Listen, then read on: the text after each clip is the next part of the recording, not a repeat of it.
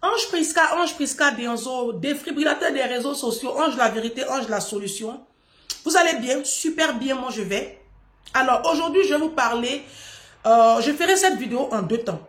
Ça, c'est la première partie, donc, et la deuxième partie, vous l'aurez soit ce soir, soit demain matin.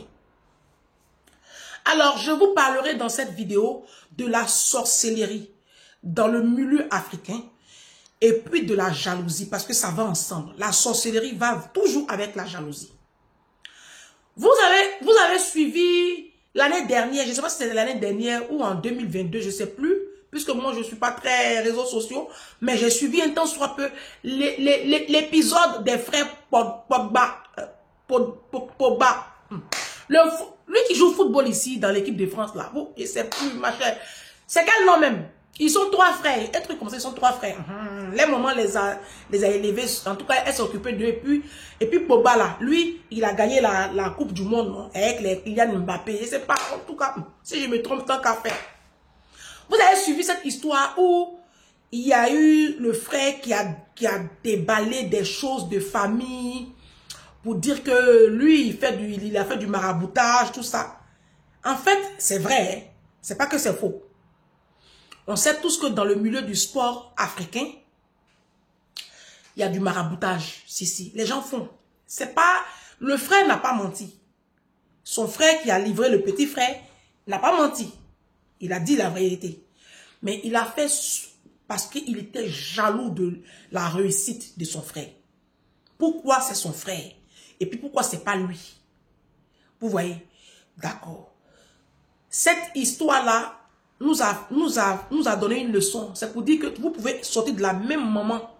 Et puis si vous êtes maline là, si vous êtes malin, quand vous faites vos choses là, ne dites à personne. Même aux enfants de ta mère, tu ne dis pas. Gardez souvent des choses secrètes. Entre vous et Dieu. Même ta mère, il y a des choses que tu ne dois pas lui dire. Même l'enfant de ta mère. Parce que l'histoire de Pogba là, ça peut t'arriver. Ok. Je vais vous raconter l'histoire. Donc là, on parle de la sorcellerie. Hein. Ça, c'est entrée. Je vous faisais une entrée pour que vous ayez un peu, vous soyez dans le bain. Vous sachiez où je vais. Il y a une jeune petite soeur qui m'a appelé. Donc, le thème de la vidéo, c'est la sorcellerie, la jalousie et la sorcellerie. Ça va ensemble. Dans la communauté africaine, ça ne va pas finir. Hein, jusqu'à ce que Jésus revienne. Donc, moi, dans la deuxième vidéo, je vais vous donner les solutions pour arriver à vivre dans cette communauté africaine-là et ne pas vous faire bouffer, ne pas vous faire avoir. Hein? Très bien. Il y a une petite fille qui m'appelle, une jeune fille. Alors, je vous raconte très vite son histoire. J'essaie de raconter très vite. Elle est en Côte d'Ivoire. En Côte d'Ivoire, elle est très jeune. Elle rencontre son premier amour qui était Togolais. Togolais ou Béninois, même mais tant qu'à faire. Moi, je ne vois pas vraiment la différence. Donc, du coup, elle rencontre un jeune, ils ont le bac ensemble, ils tombent amoureux, ils ont le bac ensemble, tout se passe super bien. Et puis, ils vont faire des études à l'extérieur du pays, notamment dans les pays anglophones. Et puis, après, à un moment donné, c'est l'amour, ils se promettent même le mariage. Et puis, le jeune homme décède. Les parents ont bouffé leur enfant. Dans des conditions, mais laisse tomber. Bref, ce n'est pas l'objet de la vidéo. Donc, ils ont bouffé leur enfant en sorcellerie. Et la petite a été dévastée, parce que c'était son premier amour. Dévastée. Elle a même été internée un temps soit peu. Donc, pendant 1 année, c'était la catastrophe. Et après, quand elle s'est réveillée de cet épisode tragique de sa vie, bah, elle a cherché à venir en Europe, continuer ses études. Donc, elle arrive en Europe. Et en Europe, elle arrive, bah, elle n'a pas de soutien, c'est pas facile. Elle veut aller à l'école. Elle se retrouve dans un pays de l'Union européenne où on ne parle pas français, donc il y a la barrière de la langue. C'est compliqué. Elle trouve un tout petit studio, des petits boulots. Elle retourne à l'école. Donc, elle est à l'école, mais des fois, elle a faim. Des fois, elle peut faire 2 jours sans manger. Elle se promène dans les coins là pour chercher à manger. Une jeune fille ivoirienne. Mais elle veut aller à l'école parce qu'elle est très intelligente. Elle veut avoir ses diplômes et elle veut travailler dans l'administration. En tout cas, elle veut avoir ses diplômes. Donc, elle arrive à avoir un petit truc quand même. Elle va à l'école, tant qu'à faire, elle fait ce qu'elle peut faire. Et c'est très difficile. Par contre, avant de venir ici, elle avait sa meilleure amie à Abidjan. Sa meilleure amie qui est Djoula. Je vais bien préciser Djoula là. Je vais dire Djoula bien. Parce que vous, là, vous connaissez. Vous ne marchez jamais sans maraboutage. Vous, les Djoula, là. J'ai fait le nord de la Côte d'Ivoire. J'ai fait pratiquement 18 ans à Korogo. Donc, je sais de quoi je parle. Ce n'est pas des stéréotypes, c'est une réalité. Ça fait partie de votre culture. Avoir marabout. Voilà. Si. Djoula même est musulman, est chrétien et puis la marabout. C'est leur travail. Hein. Tant qu'à faire. Donc, elle a une copine qui est Djoula. Sa meilleure amie. Bon, dans le jargon ivoirien, on dit ma CP. Ma copine, c'est sa copine. Donc, sa copine rencontre un homme qui est aisé, qui a une situation stable, quoi. Très jeune à l'époque, sa copine se marie, mariage musulman. Donc, sa copine, la fille Djoula, on va l'appeler Mariam. Cette copine Mariam-là, qui aime bien, on va appeler l'autre, la Julie, qui aime bien Julie et qui fait confiance à Julie. Elle dit à Julie, faut garder mes affaires pour la toilette du soir parce que, bon, je ne sais pas si sa copine s'est mariée viergeoise, je ne sais pas. En tout cas, c'est son linge du soir pour montrer qu'elle est vierge. Et tout comme ça. C'est sa copine qui devait garder toute sa trousse de toilette, tout ça pour la soirée du soir, la nuit de noces. Donc, c'est sa copine qui était sa dame de compagnie dans le mariage musulman. Sa copine Julie. Parce qu'elles étaient très copines. Elles ont fréquenté ensemble. Très copines, très proches. Donc, c'est sa soeur. En fait, c'est sa soeur de cœur. Elle l'aime tellement. Et donc, le mariage s'est bien passé. Et puis, c'est comme ça, à la suite de ça, elle dit, hey, Seigneur, et pour moi aussi, et pour moi aussi. Mais elle n'en vient pas sa copine. Elle était contente pour sa copine. Et c'est comme ça, elle vient ici à la diaspora. Quand elle arrive à la diaspora, dans un pays de l'Europe, elle fait la connaissance d'un blanc. Je vous passe les détails parce que cette connexion-là, elle est divine. Quand elle explique comment ils se sont rencontrés, il y a Dieu dedans. Elle fait la connaissance d'un blanc. Et entre-temps, quand elle a perdu son copain là, elle dit qu'elle a donné sa vie à Jésus. Donc, elle a commencé à marcher dans la chasteté. Elle ne couchait plus avec les hommes depuis Abidjan. Donc, quand elle est arrivée ici, c'était dur, mais elle est tombée sur quelques copines qui lui ont dit, ah, mais il faut faire ça, faut faire ça. Elle dit non, que moi je suis dans la chasteté. Ses copines disent, attends, tu vas avoir bien faim ici. Tu pensais quand on arrive à la diaspora là, on parle de chasteté encore. Faut t'asseoir. Donc, elle a tenu bon. Et elle avait faim des fois. Souvent, elle dort sans manger. Son ventre là tourne comme ça. Et puis, un jour, elle rencontre Dieu. Dieu qui est Dieu. Dieu met sur sa route un blanc. Vrai blanc. Parce que blanc, il y a son catégorie. Ce n'est pas vos clochards là. Il y a des blancs. Blanc. Blanc. Éduqué. Mindset. Issu de bonne famille. Blanc. Ce n'est pas vos bizarres, vos truands là. Il y a des blancs qui allaient à l'école, blancs qui a bac plus 5. Blancs qui allaient à l'école, qui est issu de bonne famille. Parce que je ne sais pas ce que vous avez. Donc, tant qu'à faire, elle rencontre ce blanc-là. Et puis, ils ne sont pas dans la même ville. Ils ne sont pas dans la même ville. Et puis, un jour, ils sont comme ça au téléphone, ils causent comme ça au téléphone, ils causent au téléphone. Et puis maintenant, ils essaient de se rencontrer physiquement. Physiquement, ils se rencontrent physiquement. La première fois qu'ils se rencontrent, il vient la voir. Elle est dans un tout petit tour des rats là. Mais elle doit des mois de loyer. Elle n'arrive pas à vivre correctement.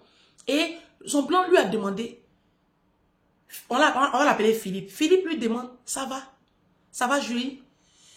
Elle dit, ça va. Entre-temps, lui a dit, moi je ne couche pas avec toi. Où tu viens là? Faut pas me parler de coucher. Il dit, mais non, t'inquiète pas, t'inquiète pas. Il vient, il rentre dans sa chambre. Voilà, il lui fait un bisou sous la joue, un truc comme ça. Et puis il s'assoit. Et puis le blanc, il comprend très vite que la fille a des problèmes. Il lui demande, tout va bien chez toi? Elle dit, comme quoi? Il dit, mais est-ce que tu arrives à payer ton loyer? Il a posé comme ça la question. Elle dit, ah, je dois des mois, tout ça là. Il dit, ah, d'accord. Tout de suite, quand il a parlé comme ça, le blanc lui a dit, tu as un compte bancaire? Elle dit, oui, j'ai un compte bancaire. Il dit, donne-moi ton relevé de compte.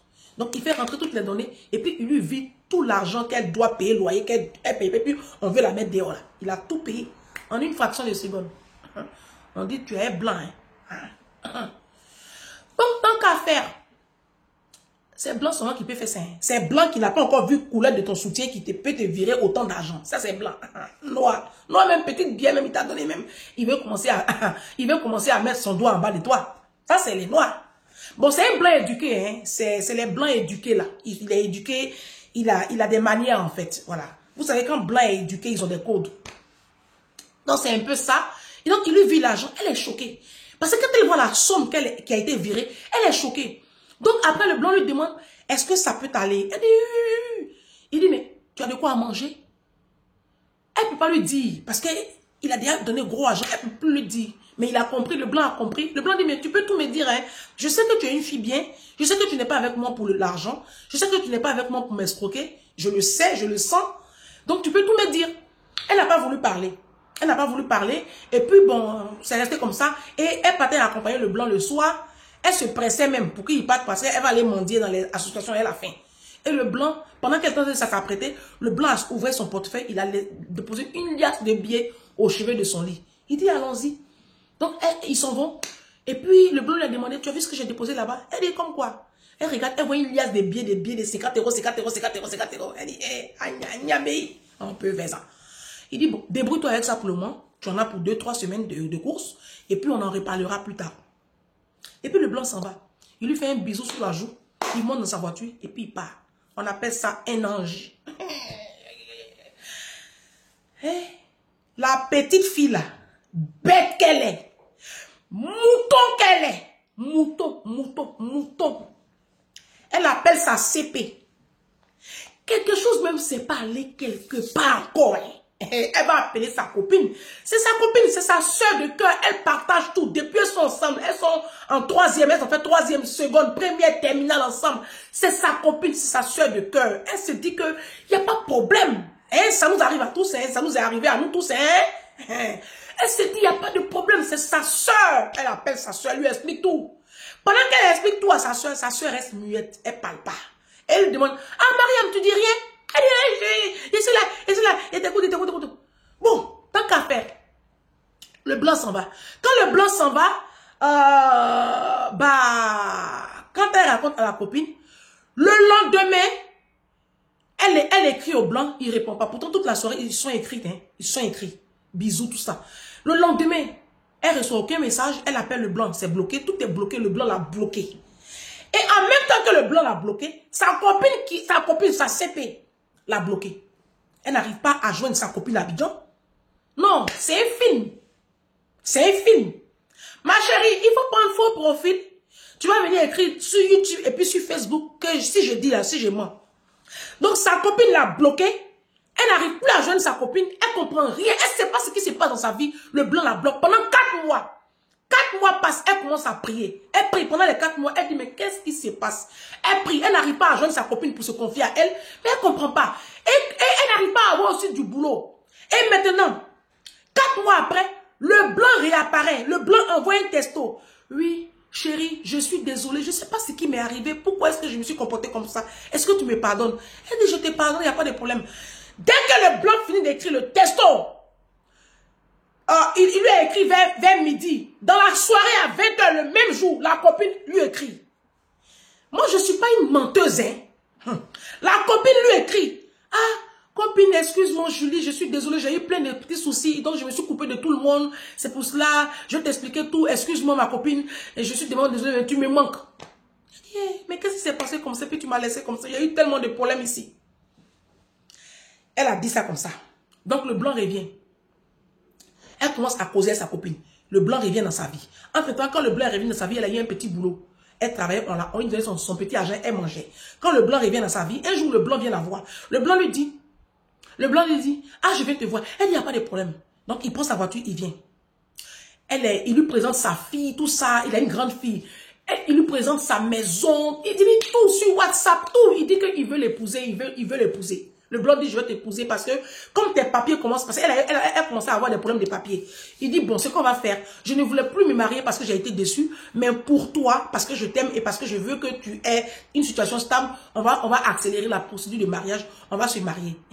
Donc, le blanc est venu le lendemain pour qu'ils en parlent. Donc, ils se sont fait des bisous, ils n'ont pas couché ensemble, mais le blanc était torse nu. Le blanc était torse nu. Donc, elle dit, ah, je vais te présenter ma copine. Comme maintenant tu es mon fiancé, tu es mon chéri. Je vais te présenter ma copine. Je t'ai pas une copine là. Je t'ai te la présenter. Le blanc ne voulait pas. Il ne voulait même pas en entendre parler. Elle dit non, c'est ma soeur. C'est ma soeur de cœur. Parce qu'elle n'a que sa maman dans sa vie. Elle est enfant unique. Elle est enfant unique. Vous savez, les enfants uniques là, ils sont en dépendance souvent affective. Hein? Donc elle a eu sa soeur. Le blanc ne voulait pas. Non, je précise que le blanc ne voulait pas. Et elle n'a même pas laissé son blanc là, Philippe, s'habiller. Elle a lancé l'appel vidéo. Sa copine regarde son blanc, elle est torse nu. Elle est bien musclée, elle a des petits poils là. Vrai blanc. C'est sûr, c'est quand le blanc est vrai là. Ça se voit. Et elle a commencé à causer, mais elle dit qu'elle voit le regard de sa copine. C'est pas ça. Elle sent que sa copine n'est pas très heureuse pour elle. Et puis elle lui annonce, ah, il veut m'épouser, il dit qu'on s'est marié pour que j'ai mes papiers. Elle raconte ça comme ça en live à la copine. Elle n'a pas appris de la première leçon. Dès que ça s'est passé comme ça, le soir, le blanc s'en va. Quand le blanc s'en va, blocage. Jusqu'à aujourd'hui où je vous parle là, c'est bloqué. L'histoire se passe là. Le blanc est bloqué. Et ce qu'il a alerté, quand le blanc est parti, il ne l'a plus appelé. 2 jours, elle allait travailler le lendemain. Le soir, quand elle revient du lendemain, son patron blanc lui dit, on n'a plus besoin de tes services. Il faut arrêter le travail. Comme elle était en période d'essai, son patron lui dit non, on n'a plus besoin de tes services. Alors qu'elle était beaucoup appréciée dans son petit boulot là. Elle alternait entre le petit boulot et puis l'école, la fac. Son patron dit que non, il ne veut plus de ses services, que franchement, comme ils sont en période d'essai, ils ne lui doivent absolument rien. C'est plus la peine qu'elle vienne travailler. Et en même temps, elle appelle sa copine. Elle n'arrive pas à joindre sa copine. Elle appelle pendant 2 jours, 3 jours. Elle n'arrive pas à joindre sa copine. C'est là l'Esprit de Dieu lui dit, tu n'as pas compris encore quelque chose. Et puis elle dit, j'attrape ma tête comme ça. Elle dit, la grande sœur, j'attrape, elle dit, j'ai senti, l'Esprit m'a dit, il y a une voix clairement qui m'a dit, tu n'as pas encore fait le rapprochement. Vidéo numéro 1. Vidéo numéro 1. L'Esprit lui dit, tu n'as pas encore fait le rapprochement. Elle attrape sa tête. Elle dit, Seigneur. Elle dit, ma grande soeur, qu'est-ce que je vais faire? Elle dit, quand ça s'est passé comme ça, elle a bloqué la copine. Elle a effacé son numéro, elle a changé, parce que quand elle est arrivée, depuis, elle avait, pour brouiller les pistes, elle a gardé son numéro d'Abidjan, et elle a pris un petit numéro. En tout cas, elle a changé tous ses numéros, et elle a pris le numéro du pays dans lequel elle est maintenant. Et elle a coupé avec toute l'Afrique, elle est restée juste en contact avec sa mère. Jusqu'aujourd'hui, c'est avec sa mère seulement qu'elle est en contact, ses cousins, ses copines, tout le monde, elle a coupé avec tout le monde. Elle m'appelle, elle dit, ma grande soeur, quand j'écoute tes vidéos, je dis, il faut que je t'en parle. Ouais, la sorcellerie existe. Ma grande soeur, j'ai fait un songe. J'ai commencé à prier, j'ai fait un songe où le Seigneur me montre ma copine en train de faire des choses. Et maintenant, je lui dis, je l'ai écouté, hein. J'ai dit, mais tu sais que tu as été tu as manqué de sagesse. Est-ce que tu lis ta Bible? Elle dit, je lis. Elle dit, tu lis pas bien. Tu lis pas bien. Est-ce que tu lis le livre des Proverbes? Vous qui m'écoutez, je vous ai demandé de lire les 3 livres de sagesse de la Bible. Proverbes, Ecclésiaste et puis Job. Voici les 3 livres qu'on appelle les livres de la sagesse. Lisez-en un chapitre par jour. Vous allez acquérir la sagesse. Et vous allez entendre la voix du Saint-Esprit qui vous dira, ne va pas ici, ne fais pas ceci. Il faut cacher ici, il faut cacher là, il faut faire comme ça. Vous allez apprendre à être sage. Vidéo numéro 1. Dans la prochaine vidéo, je vais vous parler sur la base du vécu de cette jeune fille qui est en train de tout, elle est en train de tout perdre là. C'est-à-dire sa vie, elle voit sa vie en train de basculer, elle pleure, elle est en train de pleurer. Elle pleure 8 jours dans mes oreilles, elle pleure. Je dis, on va prier ensemble, on va prier, on va demander pardon au Saint-Esprit, pardon à Jésus. Le monsieur là, on va le faire revenir. Mais on va prier, on va prendre des moments de jeûne et puis on va prier. Donc on est dessus. Vidéo numéro 1.